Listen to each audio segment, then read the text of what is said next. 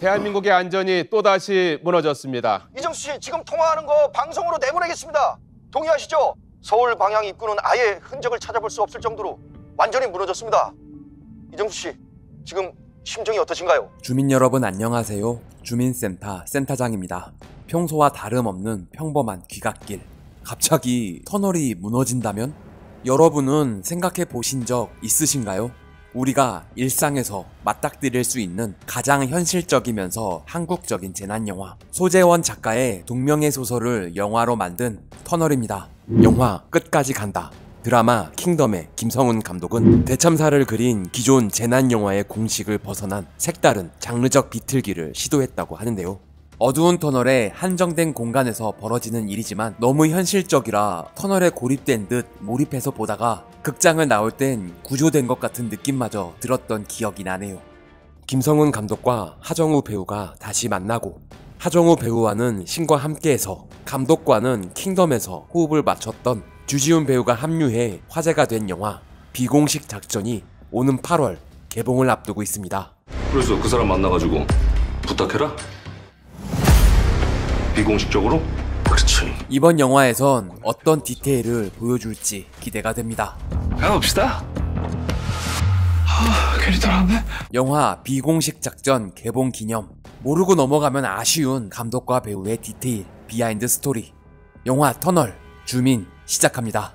언제나 줌센의 영상은 영화를 먼저 보고 나서 보시는 걸 추천합니다.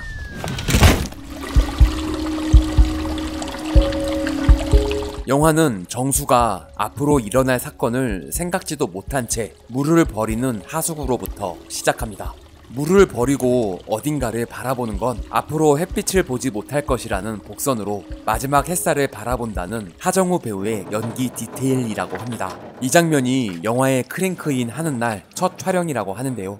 감독은 첫날부터 이런 연기 디테일을 보여주는 하정우 배우를 보고 놀라우면서도 앞으로 잘 풀리겠다는 기대를 할 수밖에 없었다고 하네요. 감독은 첫 씬에 정수에게 주고 싶은 것을 설정했다고 하는데요. 꼭 필요하게 될 물을 버리는 암시와 밥을 못 먹게 될 것이라는 의미로 벼가 멀리 보인다는 설정을 했습니다. 여기에 하정우 배우의 햇빛 아이디어가 활용 점정이 됐네요. 이 씬 전에 죄가점에서 케이크를 사는 장면이 있었는데 촬영을 못했다고 합니다. 제가 3만 원만 넣어달라고 했었는데? 3만 원 넣어달라고 했는데 만땅 넣어주신 할아버지. 아이, 이 할아버지가 기가 좀 어두워가지고요. 영화 나의 결혼 원정기 특수본의 감독이자 수많은 영화에서 극사실주의 연기를 보여주시는 황병국 배우입니다. 제가 국선 변호하면 얼마 받는지 아세요? 30만 원 받아. 30만 원. 아, 늦은 나이에 합격하셨네. 여기 계셨군요, 선배님. 국선 변호사 전문가이기도 하시죠. 아, 연기를 좀 잘하시네요, 연기를. 정수의 차 번호는 감독이 옛날에 타던 차 번호라고 합니다. 전작인 끝까지 간다에서도 이 번호를 그대로 사용했죠. 여담으로 하정우 배우 본명이 김성훈으로 감독과 동명이인이라고 하네요. 괜찮아요. 괜찮아요. 그냥 계산해 주세요. 원래 정수가 짜증을 낸다는 설정이었는데 하정우 배우는 곧 있을 재난을 극복해야 하는 인물이니까 정수가 좀 더 긍정적이어야 한다는 설정을 하고 짜증을 줄이고 좀 더 밝은 캐릭터로 만들었다고 하네요. 아유, 감사합니다. 예. 말씀 당신 백이나 하나 사주려고 했는데. 전방에 터널입니다. 내비게이션 목소리는 실제 아틀란 3D의 안내음을 녹음한 전숙경 성우가 직접 녹음해 주셨다고 합니다. 쓸데없는 데도 돈 쓸 생각하지 말고. 이 씬의 촬영은 강원도 영월에 있는 한 도로에서 이루어졌는데요. 배두나 배우가 다른 봉고차를 타고 앞서가면서 직접 통화하며 촬영했다고 합니다.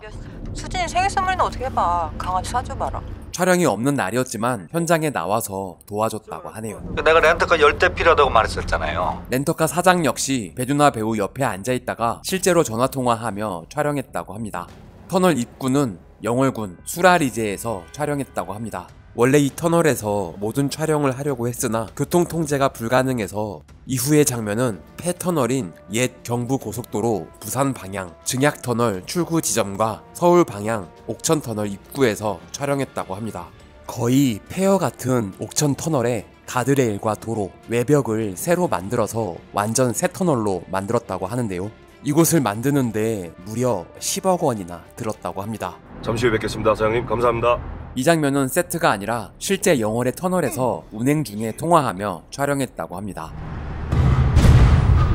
터널 관계자들이 실제 불을 꺼줘서 촬영할 수 있었다고 합니다. 차 앞에 슈팅카가 같이 운행했는데 불이 꺼지고 앞이 안 보이니까 앞차와 부딪힐까봐 공포스러웠다고 하는데요. 덕분에 더 리얼한 연기가 나올 수 있었다고 하네요. 실제 영월의 터널에서 찍은 촬영본에 무너지는 천장을 CG로 입혀 만들었습니다. 이 컷은 떨어지는 천장을 따로 찍은 후 합성해 심었다고 하네요. 이때 촬영 감독이 옆 좌석에서 찍고 있었다고 하는데요. 하정우 배우가 급브레이크를 밟으면 위험하다고 해도 괜찮다며 그냥 있는 힘껏 밟으라 해서 밟았더니 카메라가 날아가 앞유리를 깨버리는 사고가 났다고 합니다. 관객이 갑자기 닥친 재난에 집중하도록 무려 27초간 블랙을 유지했다고 합니다. 안성 디마 세트장에서의 첫 촬영입니다. 얼굴에 뒤집어 쓴 분지는 콩가루와 미숫가루, 숯가루 등 여러가지 무해한 가루를 섞어 만들었다고 합니다. 인체에 무해하긴 하지만 눈에 들어가니 실제로 충혈이 됐다고 하는데요. 감독은 충혈된 눈을 보니 너무 미안하면서도 그림이 좋아서 내심 기뻐하는 본인을 발견하고 감독은 악마라는 생각을 했다고 하네요. 무너진 터널은 세트에서 찍은 후 합성을 할까도 생각했지만 좀 힘들더라도 리얼한 화면과 배우의 연기 집중을 위해 세트에 미술로 돌을 쌓아 만들었다고 합니다. 먼지는 CG로 만들기 어려울 것 같아 매 테이크마다 콩가루를 날려 먼지를 만들었습니다. 무해하다고는 하지만 이 가루를 얼굴로 뒤집어 쓰고 코로 입으로 다 들이마셨으니 건강이 좀 걱정되긴 하는데요. 혹시 몰라 펫CT를 찍어봤는데 아무 이상 없었다고 합니다. 이때 난 이마의 뽀드락지가 촬영 후 1년이 지나도록 안 없어지고 남아있었다는 아픔은 좀 있었다고 하네요. 터널에 돌이 떨어져 있다는 말씀이십니까?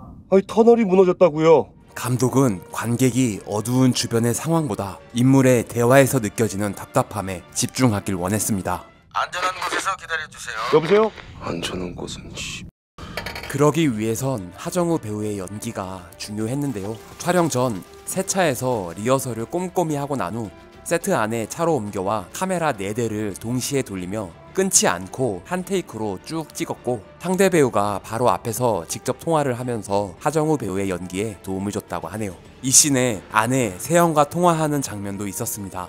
촬영 당시 미드 촬영을 하기 위해 독일에 있던 배두나 배우와 직접 통화하며 촬영했는데 너무 길어져서 아쉽지만 삭제했다고 하네요. 3만원치 얼마였으면 그냥 지나쳤을 텐데 그 노인네 씨. 주유소 할아버지가 준 생수를 들이키는 정수. 아니 생수마저 맛있게 먹는 하정우.